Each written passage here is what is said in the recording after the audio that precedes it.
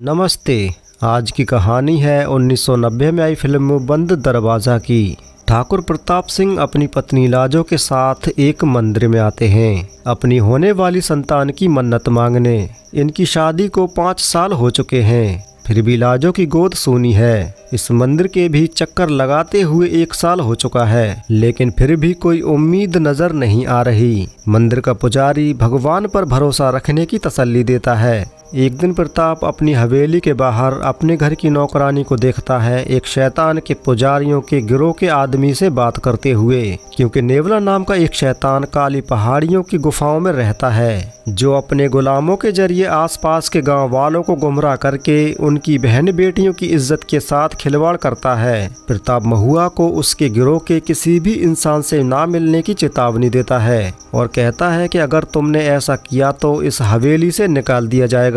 लेकिन प्रताप ये नहीं जानता कि महुआ भी उसी शैतान के गिरोह का एक हिस्सा है और वो आदमी महुआ के लिए शैतान का पैगाम लाया था। एक दिन प्रताप की मौसी उसके लिए एक नई लड़की का रिश्ता लेकर आती है, लेकिन प्रताप दूसरी शादी करने से इनकार कर देता है। मौसी कहती है कि अगर औलाद नहीं होगी तो वंश आगे कैसे बढ़ेगा, और लाजो को रेत का ढेर बताती है जिसमें कभी फूल नहीं खिलने वाले। ये सारी बातें सुनकर लाजो की चिंता बढ़ जाती है। उसे इस घर में अपनी सौतन के आने का डर सताने लगता है और लाजो के इसी डर का फायदा उठाती है महुआ लाजो से कहती है कि तुम्हें औलाद जरूर होगी अगर तुम मेरा कहा मानो तो। बस तुम्हें मेरे साथ काली पहाड़ी में उस नेवला के पास चलना होगा। नेवला का नाम सुनकर लाजो चौंक जाती है और काली पहाड़ी जाने से इनकार कर देती है। महुआ लाजो से कहती है कि अगर तुम्हें औलाद नहीं हुई तो यकीनन इस घर में तुम्हारी सौतन आ जाएगी।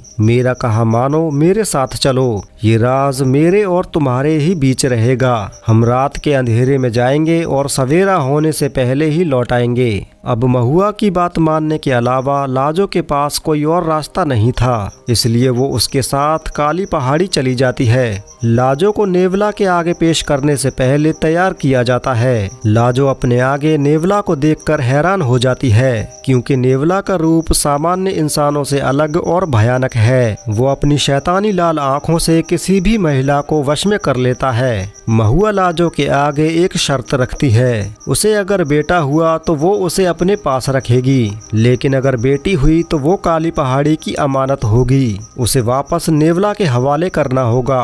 अब लाजो के पास महुआ की बात मानने के अलावा कोई और चारा नहीं था। नेवला लाजो के माथे पर अपना खून लगाने के बाद इंटीमेट होता है। घर आकर लाजो को अपने किए पर पछतावा होता है। उसे महुआ जैसी डायन की बातों में आकर ये पाप नहीं करना चाहिए था। कुछ महीनों के बाद लाजो एक बच्चे को जन्म देती है, लेकिन लाजो के ये सुनकर होश उड़ जाते हैं कि उसने एक बेटी को जन्म दिया है। बेटी घर की लक्ष्मी होती है, इसलिए प्रताप बहुत खुश होता है। महुआ लाजो से कहती है कि ये बच्ची नेवला की अमानत है, इसे उसके हवाले करना होगा। लेकिन लाजो अपने किए गए वादे से मुकर जाती है और अपनी बच्ची को खुद से अलग नहीं होने देती। इतना सुनकर नेवला भड़क जाता है और महुआ से कहता है कि लाजो को जहर देकर बच्ची को मेरे पास लेकर आओ। एक रात महुआ लाजो को दूध में मिलाकर जहर पिला देती है और बच्ची को उठाकर ले जाती है। जहर की वजह से लाजो महुआ को नहीं रोक पाती। वो एक मंदिर में आकर गिर जाती है, लेकिन मरने से पहले प्रताप को महुआ की सच्चाई बता देती है।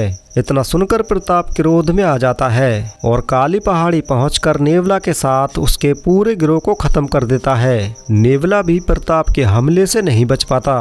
प्रताप उसके सीने में खंजर गाड़ देता है। मरते मरते नेवला कहता है कि ये बच्ची मेरी अमानत है और एक दिन ये काली पहाड़ी लौट आएगी। प्रताप बच्ची को लेकर वहां से चला जाता है, लेकिन महुआ और एक शैतान का पुजारी वहां से बचकर निकल जाते हैं। 18 साल के बाद वही बच्ची काम्या अब बड़ी हो चुकी है और एक कुमार नाम के लड़के से प्रेम करने लगी है। लेकिन कुमार तो काम्या को सिर्फ अपनी दोस्त मानता है, क्योंकि वो अपनी शादी अपने दोस्त आनंद की बहन सपना से करने वाला है। मुंबई से लौटते समय सपना को रास्ते में एक औरत मिलती है, जो सपना से काली पहाड़ी तक के लिए लिफ्ट लेती है और अपनी किताब गाड़ी में ही छोड़कर गुफाओं में चली जाती है। उसकी किताब देने के लिए सपना भी गुफा में जाती है। सपना देखती है कि वो औरत एक पत्थर पर लेटी हुई है और कुछ लोग उस पर जादू कर रहे हैं, जिनमें महुआ भी शामिल है। और एक जादूगर उस औरत को मार देता है। वो लोग सपना को देख लेते हैं,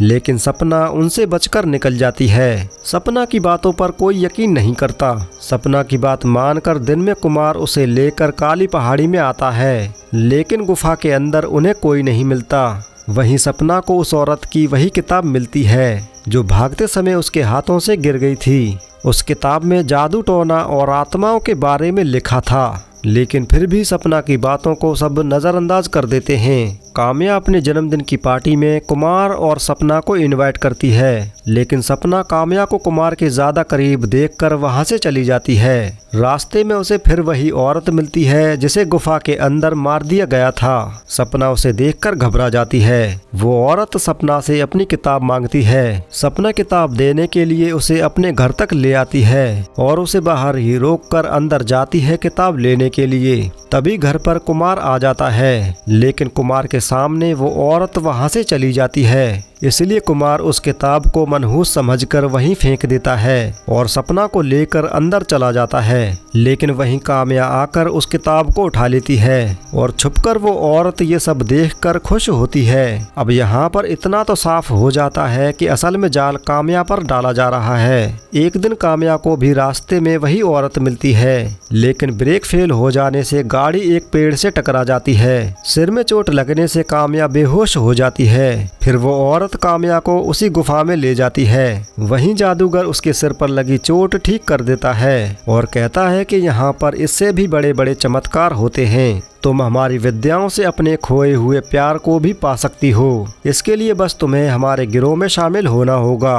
वो शैतान के पुजारी काम्या का ब्रेन वॉश कर देते हैं और कुमार को पाने की चाहत में काम्या उनके गिरोह में शामिल हो जाती है और उसी किताब के जरिए कुमार पर वशीकरण करने में लग जाती है। सपना के जन्मदिन पर कुमार ज्यादा शराब पी लेता है, इसलिए आनंद उस रात कुमार को अपने घर रोक लेता है। उसी रात काम्या जादू करके कुमार को अपने पास एक कब्रिस्तान में बुला लेती है, इसलिए आनंद और सपना उसका पीछा करते हुए वहीं पर आ जाते हैं। काम्या उन्हें देखकर छुप जाती है। कुमार उन्हें अकेला बैठा हुआ मिलता है। उसे कुछ समझ में नहीं आता कि वो यहाँ किस लिए आया है। वहीं रखी आनंद को कुमार की तस्वीर मिलती है। दूसरे दिन वही नेवला का पुजारी काम्या से आकर कहता है कि आज रात तुम्हारा काली पहाड़ी पर आना बहुत जरूरी है। उस आदमी से बात करते हुए आनंद और सपना काम्या को देख लेते हैं, जिसे देखकर आनंद समझ जाता है कि काम्या काली पहाड़ी के लोगों से मिलकर कुमार पर काला जादू कर रही है। लेकिन कुमार सपना और आनंद की बातों पर यकीन नहीं करता।